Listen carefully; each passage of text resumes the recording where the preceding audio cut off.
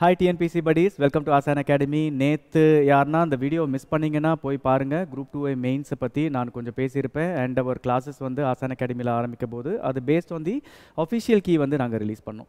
இன்றைக்கி வந்து நிறைய பேர் வந்து 135+ ரேஞ்சில் இருக்கிறேன். ஏன்னா ஏற்கனவே நிறைய பேர் கட் ஆஃப்ஸ்லாம் போட ஆரம்பிச்சிட்டாங்க. 145லாம் நீங்கள் படிக்கலாம், 140+ படிக்கலான்றதுக்காக.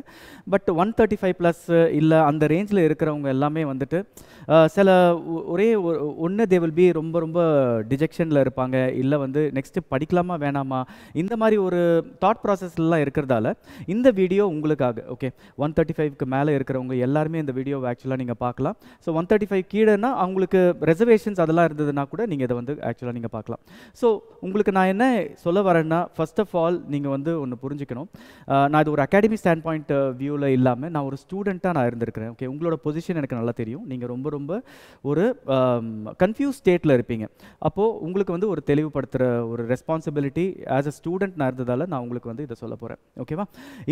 நீங்கள் வந்து இப்போ ஆக்சுவலாக இதை வந்து நீங்கள் ஒரு 135ன்னு எடுத்திருக்கீங்கன்னா நீங்கள் ஃபர்ஸ்ட் ஆஃப் ஆல் நீங்கள் ஒன்று புரிஞ்சுக்கணும். ஒரு கட் ஆஃபுக்கும் உங்களுக்கும் கிட்டத்தட்ட ஒரு ஜஸ்ட் ஒரு 10% தான் வேரியேஷன் இருக்குது. கரெக்டாக? ஸோ 135லேருந்து ஒரு 145 இல்லை 140 அப்படின்றது தான். இன்னொன்று, இந்த ப்ரெடிக்ஷன் நம்ம பண்ணுறோம்ல பார்த்தீங்களா, 99% இது அக்யூரேட்டாக வரும் அப்படின்றது வந்து எதுவுமே சொல்ல முடியாது எல்லாருக்குமே. ஏன்னா இப்போ வந்து எக்ஸாம்பிள் 7.5 லட்சம் பேர் வந்து இந்த எக்ஸாம் எழுதியிருக்கிறாங்க.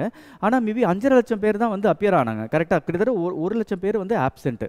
ஸோ இதில் வந்து எவ்வளோ நல்லா படித்தாங்க, எவ்வளோ சரியாக படிக்கலை அப்படின்னும் தெரியாது.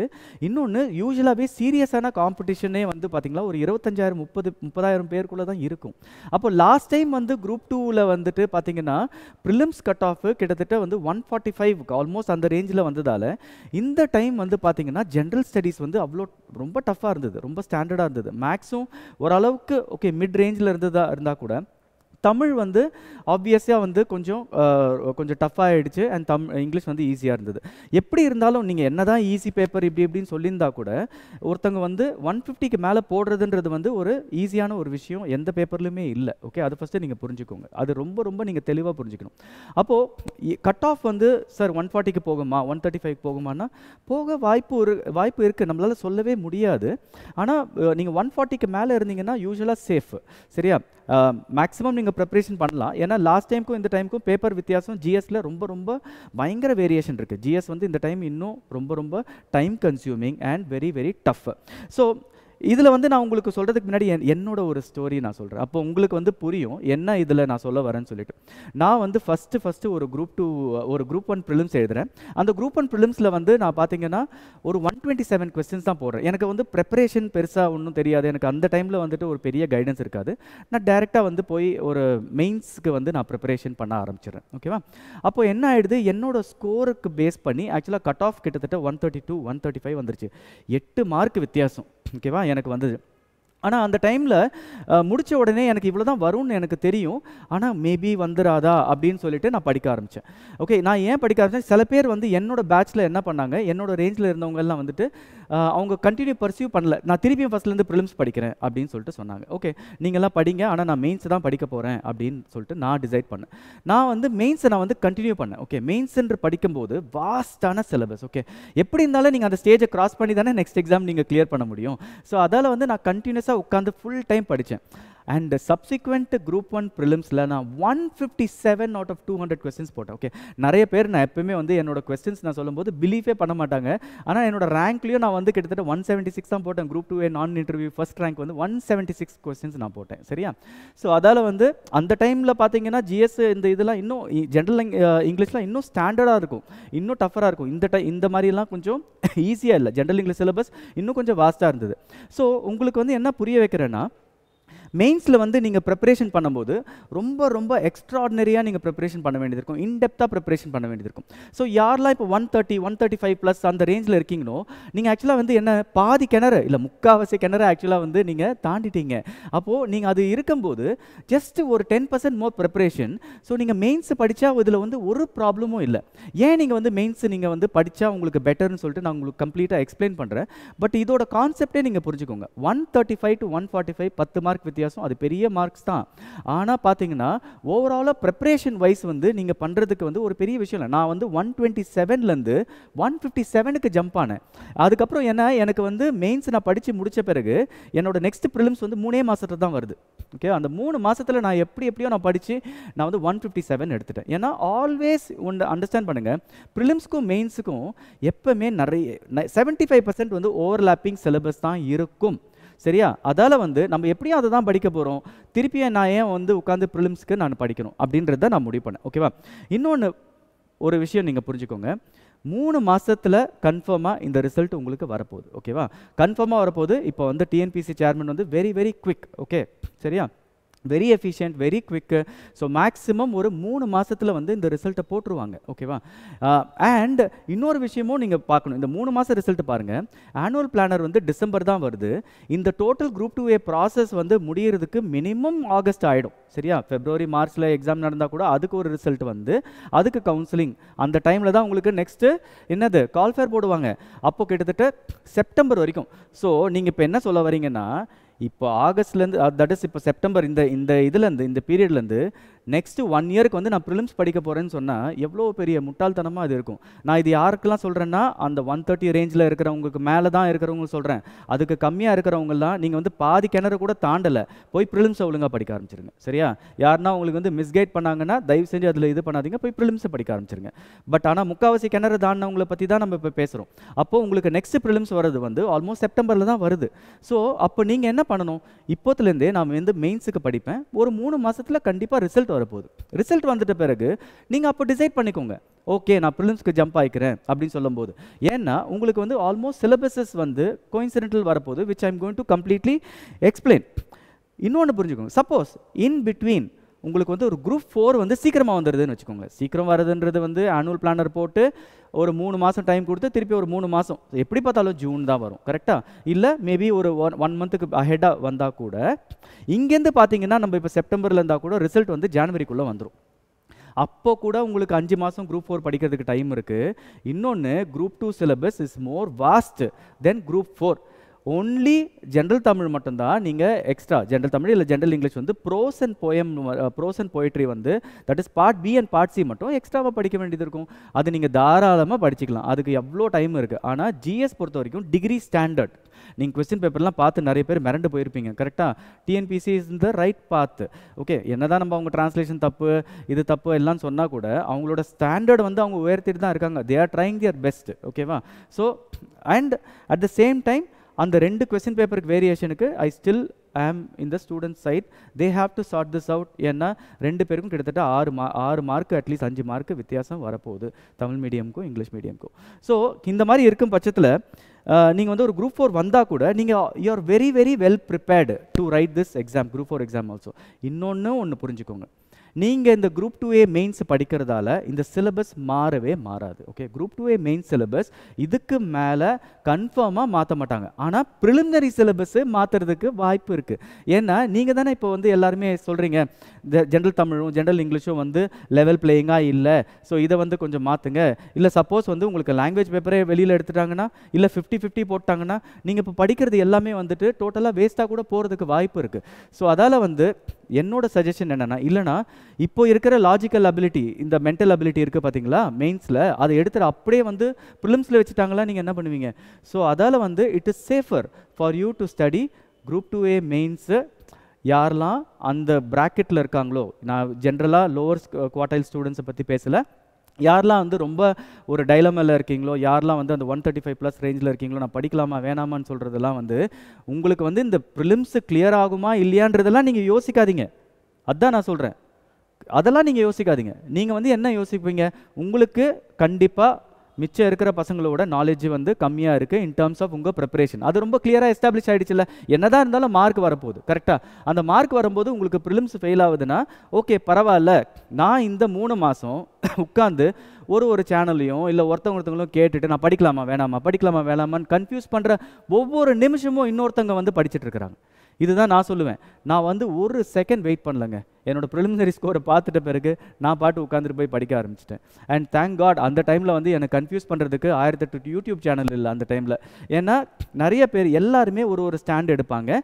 அண்ட் அது அவங்களோட ஸ்டாண்டு தான் அது, சரியா? ஸோ அது வந்து நம்ம தப்பு ரைட்டு அப்படின்லாம் சொல்ல முடியாது. ஆனால் யாருமே போய் அங்கே உள்ள டிஎன்பிஎஸ்சியில் போய் இவ்வளோ ஸ்டூடெண்ட்ஸு அந்த ஸ்டூடெண்ட்டோட அறிவை டெஸ்ட் பண்ணியோ இல்லை அதுதான் டிஎன்பிஎஸ்சியோட வேலை. ஸோ ரிசல்ட்டு கட் ஆஃப் இது எல்லாமே வந்து டிஎன்பிஎஸ்சியோட வேலை. ஓகேவா? ப்ரெடிக்ட் பண்ணுறது வந்து நம்ம ப்ரெடிக்ட் பண்ணாலும் அது 100% வந்து அவ்வளோ ஷியோரிட்டியாக இருக்குமான்றது தெரியாது. ஆனால் ஒவ்வொருத்தவங்களும் இதை வந்து ப்ரெடிக்ட் பண்ணுறவங்க உங்களுக்கு வந்து ஒரு பயங்கரமான ஹெல்ப் பண்ணுறாங்க. ஏன்னா அது யாருமே வந்து யூஸ்வலாக அது பண்ணுறது இல்லை. முன்னெல்லாம் அந்த மாதிரியெல்லாம் ரொம்ப கம்மியான ஆளுங்க தான் பண்ணுவாங்க. இப்போ வந்து ஆல்மோஸ்ட் எல்லாருமே ப்ரெடிக்ட் பண்ணுறாங்க. ஆனால் நான் உங்ககிட்ட என்ன சொல்ல வரேன்னா, இந்த ப்ரெடிக்ஷனை பேஸ் பண்ணி உங்கள் ஃபியூச்சரை டிசைட் பண்ணாதீங்கன்னு சொல்கிறேன். உங்களுக்கு வந்து உங்களோட மைண்ட்ஸில் என்ன சொல்லுது? உங்கள் மைண்ட் இஸ் ஆல்வேஸ் பவர்ஃபுல். நான் ஏற்கனவே சொல்லியிருக்கேன். உங்களுக்கு மைண்ட் என்ன சொல்லுது? படிக்க சொல்லுதா? குரூப் 2 மெயின்ஸுக்கு படிக்க சொல்லுதா? படிங்க. ஏன்னா உங்களுக்கு நான் இந்த சொன்னபடி லாஜிக்கலாக பார்த்தீங்கன்னா நெக்ஸ்ட் எக்ஸாம் அதுலேருந்தே உங்களுக்கு ரிசல்ட் வந்ததுலேருந்தே மினிமம் 5 to 6 மாதம் தான் இருக்குது. ஸோ உங்களுக்கு நீங்கள் வந்து ஒரு வருஷம் படித்தாலும் நீங்கள் ப்ரிலிம்ஸ் வந்து கிளியர் தான் பண்ண போகிறீங்க. 6 மாதம், ஏன்னா நீங்கள் 75% வந்து கிணறு தாண்டிட்டீங்க.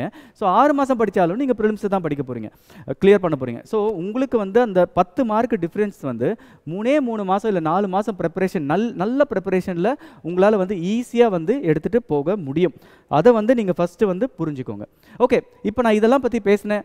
நான் ஏன் வந்து I will recommend to study group 2A mains அப்படின்னு சொல்லிட்டு இங்கே பாருங்கள். சிலபஸை வந்து உங்களுக்கு ரெண்டுத்தையும் நான் உங்களுக்கு வந்து கம்பேர் பண்ணி நான் சொல்கிறேன். ஓகேவா? இங்கே பாருங்கள். இப்போ குரூப் 2A மெயின் சிலபஸில் ஃபஸ்ட் யூனிட் என்னது? Modern history of Tamil Nadu and Tamil society and culture. கரெக்டாக? ஸோ இந்த ரெண்டு இது இப்போ நம்ம எல்லாருமே என்ன சொல்கிறோம், 5 யூனிட் தான் இருக்குது குரூப் 2A மெயின்ஸில், ஈஸியாக படிச்சிடலாம். நிறைய பேர் இந்த மாதிரி எவ்வளோ பெரிய மிஸ்கைட் பண்ணுறீங்க. ஸ்டூடெண்ட்ஸை தயவு செஞ்சு மிஸ்கைட் பண்ணாதீங்க. ஓகேவா? 5 யூனிட் தான் இருக்குது, லாஜிக்கல் ரீசனிங் தான் இருக்குது, 3 மாதத்தில் நீங்கள் படித்து டாப்பர் ஆகிடலாம், 3 மாதத்தில் கிளியர் பண்ணலாம். தயவு செஞ்சு இந்த வீடியோவை பார்க்குறவங்க எல்லாருமே தயவு செஞ்சு ஸ்டூடெண்ட்ஸை மிஸ்கைட் பண்ணாதீங்க. ஓகே? ஜஸ்ட்டு ஒரு டெஸ்ட் பேட்ச் நடத்துறதுக்காகவோ இல்லை ஒரு கிளாஸ் நடத்துறதுக்காகவோ ஸ்டூடெண்ட்ஸை மிஸ்கைடே பண்ணாதீங்க. ஏன்னா கிட்டத்தட்ட ஓவர்லாப்பிங் யூனிட்ஸ் வந்து 10 யூனிட் இருக்குங்க. சரியா? ஸோ இப்போ நீங்கள் பார்த்தீங்கன்னா மாடர்ன் ஹிஸ்ட்ரி ஆஃப் தமிழ்நாடு வந்து நம்மளோட யூனிட் 7 இந்தியன் நேஷனல் மூவ்மெண்ட்டோட கோயின்சைட் ஆகும். ஆனால் இன்னொரு பிரச்சனை என்னென்னா, இந்த குரூப் 2A ப்ரிலிம்ஸில் வந்து பார்த்தீங்கன்னா மாடர்ன் ஹிஸ்ட்ரி இந்தியாவை பற்றி தான் ரொம்ப ரிலேட்டடாக இருக்கும். Okay, Indian national movement India related மட்டும்தான் இருக்கும். ஆனால் இங்கே வந்து என்ன ஆகும்னா, இங்கே வந்து நீங்கள் இந்தியன் ஹிஸ்ட்ரியும் படிச்சாகணும், தமிழ்நாடு ஹிஸ்ட்ரியும் படிச்சாகணும். கரெக்டாக? ஸோ அப்போ எவ்வளோ இன்டெப்த்தாக நீங்கள் படிக்க போகிறீங்கன்றதை நீங்கள் நோட் பண்ணுங்கள். அதே மாதிரி இங்கே Tamil society culture and heritage வந்து டைரெக்டாக எங்கே போகுது? யூனிட் 8 கிளப் ஆகுது. ஸோ அப்போது first unit equal to unit 7 and unit 8 in group 2A preliminary. ஓகேவா? Group 2A preliminary. இன்னொன்று வந்து பார்த்தீங்கன்னா யூனிட் 2ல் வந்து பார்த்தீங்கன்னா administration of states with reference to Tamil Nadu. கரெக்டாக? Administration of states with reference to Tamil Nadu.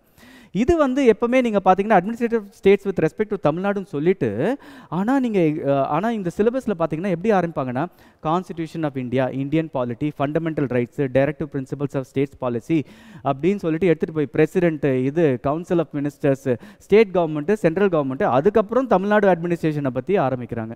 அந்த ஃபுல் சிலபஸை பார்த்தீங்கன்னா unit 5 Indian polity and unit 9 developmental administration in Tamil Nadu. இந்த ரெண்டு syllabus. So unit 2 equal to unit 4 and unit 9. So இந்த 2 யூனிட் நீங்கள் படித்தாலே கிட்டத்தட்ட 4 யூனிட் நீங்கள் இங்கே வந்து ப்ரிலிமினரியில் கவர் பண்ணுறீங்க. நீங்கள் நினச்சி பாருங்கள், இந்த 2 மாதம் 3 மாதம் இந்த டைமில் நீங்கள் ஆக்சுவலாக இந்த 2 யூனிட்டை தாராளமாக படித்து முடிச்சிடலாம். அப்போ நீங்கள் கிட்டத்தட்ட 4 யூனிட் நீங்கள் கவர் தானே பண்ணுறீங்க. ஓகே, நெக்ஸ்ட் வந்து பார்த்தீங்கன்னா இங்கே தான் நம்மளுக்கு வந்து கொஞ்சம் வேரியேஷன் வரும். தட் இஸ் இந்த சயின்ஸ் அண்ட் டெக்னாலஜி. இது எப்பவுமே ஒரு பெரிய தலைவலி. ஏன்னா இவங்க என்ன பண்ணுறாங்க, சயின்ஸ் அண்ட் டெக்னாலஜி வந்து ஃபஸ்ட்டு கன்வென்ஷனல் சயின்ஸை வந்து கொடுத்துட்றாங்க, திருப்பி டெக்னாலஜி ஆட் பண்ணுறாங்க, திருப்பி டெக்னாலஜி ரிமூவ் பண்ணுறாங்க, திருப்பி டெக்னாலஜி ஆட் பண்ணுறாங்க. ஸோ இங்கே வந்து பார்த்தீங்கன்னா சயின்ஸும் ரெண்டும் ஒன்று தான். ஆனால் டெக்னாலஜின்ற ஒரு வார்த்தை இங்கே எடுத்துகிட்டு வந்துட்டு இங்கே டெக்னாலஜி அடிஷ்னலாக கொடுக்குறாங்க. ஆனால் பார்த்தீங்கன்னா இப்போது நீங்கள் பயோ ரெமிடியேஷன், ஜெனட்டிக்ஸு, ஓகே, இந்த மாதிரி எல்லா டாபிக்ஸும் இங்கே வர்றது தான் இங்கேயும் வருது. மேக்ஸிமம் நீங்கள் வந்துட்டு வேர் டு ஸ்டடியில் பார்த்தீங்கன்னா நீங்கள் என்னெல்லாம் சிலபஸ் வந்து ப்ரிலிம்ஸில் படிப்பீங்களோ கன்ஃபார்மாக இங்கே படிப்பீங்க. ஆனால் இங்கே வந்து எக்ஸ்ட்ரா படிப்பீங்க. ஸோ நீங்கள் என்னெல்லாம் படிக்க போகிறீங்களோ சிலபஸை அதை மட்டும் மார்க் பண்ணி நீங்கள் பாட்டு மெயின்ஸுக்கு படிக்க ஆரம்பிச்சிருங்க. இங்கே பார்த்தீங்கன்னா unit 4 Tamil Nadu economy and social issues in India. இங்கே தமிழ்நாடு எக்கானமின்னு கொடுத்துட்டு ஆனால் நிறைய வந்து இந்தியன் எக்கானமி இல்லாமல் தமிழ்நாடு எக்கானமி பற்றி எப்படி பேச முடியும்? கரெக்ட் தானே? எப்படி நீங்கள் அதை மாதிரி பேச முடியும்? இந்தியன் எக்கானமி இப்போ ஒரு பாவர்ட்டினா பாவர்ட்டிக்கு ஜென்ரல் டெஃபினிஷன், அதுக்கப்புறம் தமிழ்நாடுக்கு என்ன பாவர்ட்டி. அப்போது எல்லாமே வந்து யூனிட் 6 அப்புறம் திருப்பியும் வந்து இந்த டெவலப்மெண்ட் அட்மினிஸ்ட்ரேஷன் மேலே இருக்குது பார்த்தீங்களா, இதோட இங்கேயும் காம்பினேஷனில் வரும். ஏன்னா சோஷியல் இஷ்யூஸ் இன் தமிழ்நாடு. ஸோ இங்கே வந்து ஏன்னா டெவலப்மெண்ட் அட்மினிஸ்ட்ரேஷன் இன் தமிழ்நாடுல வந்து வெல்ஃபேர் ப்ரோக்ராம்ஸு எல்லாமே கவர்னன்ஸ் எல்லாமே இங்கே வரதால இது எல்லாமே இங்கே கோரிலேட் ஆகும். சரியா? திருப்பி 2 யூனிட் கவர் ஆகுது. அப்புறம் இங்கே வந்து பார்த்தீங்கன்னா geography of Tamil Nadu, environment, biodiversity and disaster management in Tamil Nadu. ஓகேவா? இங்கே வந்து பார்த்தீங்கன்னா இங்கே வெறும் ஜாகிரஃபி ஆஃப் இந்தியா தான் இருக்குது. ஆனால் நீங்கள் ஜாகிரஃபின்றது வந்து ஆஃப் தமிழ்நாடு வந்து டெவலப்மெண்ட் அட்மினிஸ்ட்ரேஷன் இன் தமிழ்நாடுலேயே நீங்கள் படிப்பீங்க. கரெக்டாக? ஸ்கூல் புக்கை படிக்கும்போது 6th to 10th சோஷியல் படிப்பீங்க. ஸோ அதால் இதில் கோரிலேட் ஆகும். இங்கே நீங்கள் படிக்கும்போது ஜாகிரஃபி ஆஃப் தமிழ்நாடு சொன்னால் கூட ஜாகிரஃபி ஆஃப் இந்தியா படிக்காமல் ஜாகிரஃபி ஆஃப் தமிழ்நாடு படிக்க முடியாது. மான்சூன் என்னது எல்லாமே வெறும் தமிழ்நாடுக்கு மட்டும் ஸ்பெசிஃபிக்காக என்ன இது மாதிரி இருக்கா? நார்த் வெஸ்ட் மான்சூன் இருக்குது. இருந்தாலும் வந்து உங்களுக்கு வந்து ஸ்பெசிஃபிக்காக மான்சூன்னாலே எல்லாத்தையும் படித்து தானே ஆகணும். சாயில்னால் எல்லாத்தையும் படித்து தானே ஆகணும். ஸோ எல்லாமே நீங்கள் வந்துட்டு இதுக்கும் ஓவர்லாப்பிங் நிறையா இருக்குது. எஸ்பெஷலி இந்த டிசாஸ்டர் மேனேஜ்மெண்ட் இன் தமிழ்நாடு, இது எல்லாமே ஓவர்லாப்பிங் சப்ஜெக்ட்ஸ். அது நம்ம கிளியராக புரிஞ்சுக்கணும். நெக்ஸ்ட்டு வந்து த மோஸ்ட் இம்பார்ட்டன்ட் என்னை பொறுத்த வரைக்கும் இந்த எக்ஸாமை நீங்கள் கிளியர் பண்ணோன்னா பக்காவாக அடிக்கணும்னா இந்த 2 paper excuse me, general intelligence and language, general English, இது ஓகேவா? லெவல் பிளேயிங்காக இருக்குங்க. ரொம்ப லெவல் பிளேயிங்காக இருக்குது. திருப்பி இந்த ப்ரிலிமினரி மாதிரி இஷ்யூஸ் வராது 99%. ஸோ அதால் நீங்கள் தாராளமாக படிக்கலாம். இந்த ஜென்ரல் இன்டெலிஜென்ஸில் வந்து 40 கொஸ்டின் வருது. ஒருத்தங்க வந்து 25 கொஸ்டின் ப்ரிலிமினரியில் உங்களால் போட்டு, ஓகே நீங்கள் எல்லாருமே 18, 16ன்னு என்கிட்ட நம்பர் சொல்கிறீங்க. அப்போ 40 கொஸ்டின் போடும்போது நீங்கள் என்ன தான் பண்ணுவீங்க? அப்போ ப்ரிலிம் ஸ்டேஜில் நீங்கள் அவ்வளோ வந்து படிக்கலன்னு அர்த்தம். இன்னொன்று என்ன பண்ணிட்டாங்கன்னா ஆப்டிடியூட் அண்ட் மென்டல் அபிலிட்டின்னு சொல்லிட்டு இங்கே ஆப்டிடியூடை கம்மி பண்ணிட்டாங்க. ப்ரிலிம் ஸ்டேஜ்லேயே ஆப்டிடியூடு கம்மி பண்ணிவிட்டு logical, general intelligence and reasoning வந்து ப்ரிலிமினரியிலேயே நீங்கள் பார்த்தீங்கன்னா last 2 question paper, group 4 question பேப்பராக இருக்கட்டும், குரூப் 1 கொஸ்டின் பேப்பராக இருக்கட்டும், இல்லை வந்த குரூப் 2 ப்ரிலிமினரி கொஸ்டின் பேப்பராக இருக்கட்டும், கம்ப்ளீட்டாக வந்து பார்த்தீங்கன்னா லாஜிக்கல் ரீசனிங்க்கு போயிடுச்சு. அதால் தான் நாங்கள் வந்து இந்த டைம் வந்து எங்கள் டெஸ்ட் பேட்சில் ப்ரிலிமினரி ஸ்டூடெண்ட்ஸ்க்கு வந்து daily 5 to 10 question logical reasoning போடுங்கன்னு சொன்னாங்க. நிறைய பேர் தேங்க் பண்ணாங்க. ஏன்னா அப்படியே வந்துச்சு, லாஜிக்கல் ரீசனிங் கொஸ்டின்ஸு எக்கச்சக்கமாக வந்துச்சு. லாஜிக்கல் ரீசனிங் ஏன்னா நம்ம சிலபஸில் இருக்குது, ஆனால் எக்ஸ்டென்சிவாக இந்த சைடில் தான், மெயின்ஸில் தான் இருக்குது. ஸோ இனிமேல் இப்படி தான் வரப்போகுது. ஸோ தயவு செஞ்சு இந்த 40 மார்க்குக்கு நீங்கள் ஃபோக்கஸ் பண்ணுங்கள். இது நீங்கள் டெய்லி படித்தா கூட இதுலேருந்து வர லாஜிக்கல் ரீசனிங்கை நீங்கள் அடிச்சிருவீங்க. ஓகேவா? And of course the decider 60 question இங்கே இருக்குது, 40 கொஸ்டின் இங்கே இருக்குது. இது பயங்கரமான டிசைடர். இது ஏன் டிசைடர்னு சொல்கிறேன்? எப்பவுமே வந்து லாங்குவேஜ் பேப்பரில் நிறைய பேர் இப்போ 90, 95, ஜென்ரல் தமிழில் கூட இருக்கட்டும் 90, 95லாம் போடுறீங்கல்ல. எப்படி போடுறீங்க?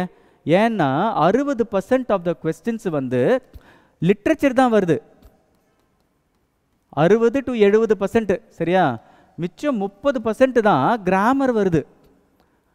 அந்த கிராமரில் தான் மேக்ஸிமம் மிஸ்டேக்ஸே பண்ணுவீங்க. அதால தான் அந்த 10 மார்க் போகுது. இப்போ என்ன பண்ணிட்டாங்க டிஎன்பிசி, ரொம்ப ஸ்மார்ட், வெரி பியூட்டிஃபுல்லி ஸ்ட்ரக்சர்ட் நான் தான் சொல்லுவேன். ஏன்னா கிராமர்னு வந்த உடனே ரொம்ப டிஃபிகல்ட்டாக இருக்க போகுது. நான் அதே மாதிரி தான் சொன்னேன், எங்கள் டெஸ்ட் பேட்சில் யாருமே 85 தாண்டலை 100க்கு. சரியா? மிட்ரேஞ்ச் கிராமர் தான் கொடுத்தோம், ஹெவியான கிராமர் கூட கொடுக்கல. அப்போ இதுலேருந்து என்ன தெரியுது? கிராமர் வந்து லெவல் பிளேயிங்காக இருக்கும், எப்படியும் மிஸ்டேக்ஸ் பண்ணிடுவீங்க. ஸோ இதை நீங்கள் வந்து பக்காவாக டார்கெட் பண்ணுறோம். ஸோ யாரெல்லாம் இந்த வீடியோ பார்த்தீங்களோ, இஃப் யூ திங்க் உங்களுக்கு அது ரொம்ப வேல்யூடேஷன் இருந்ததுன்னா உங்கள் ஃப்ரெண்ட்ஸ்க்கு எல்லாருக்குமே ஷேர் பண்ணுங்கள். யாரெல்லாம் வந்து ரொம்ப ஒரு மைண்ட் செட்டில் ரொம்ப கன்ஃபியூஸ் ஸ்டேட்டில் இருக்கீங்களோ, நீங்கள் கண்டிப்பாக இது பார்க்க வேண்டிய வீடியோ. ஓகேவா? உங்களுக்கு என்ன கன்சோலிங் பண்ணாலும் உங்களுக்கு ஆறுதல் சொல்கிறது வந்து ரொம்ப ஈஸி. ஓகேவா? ஆனால் அது வந்து நீங்கள் தான் அதை கோ த்ரூ பண்ணுறீங்க. நீங்கள் ஒரு 10 மார்க் கம்மியானதால் திருப்பியும் ஆரம்பிக்கணும்னு நினைக்கிறீங்க. ஆரம்பிக்கணும்னு நினைக்கும் போது நான் மெயின்ஸ் பண்ணட்டுமா இல்லை வந்து ப்ரிலிம்ஸ் பண்ணட்டுமான்றது இந்த வீடியோ பார்த்து நீங்கள் டிசைட் பண்ணுங்கள். ஓகே? நான் வந்து சொல்கிறது வந்து உங்களுக்கு பெட்டர்.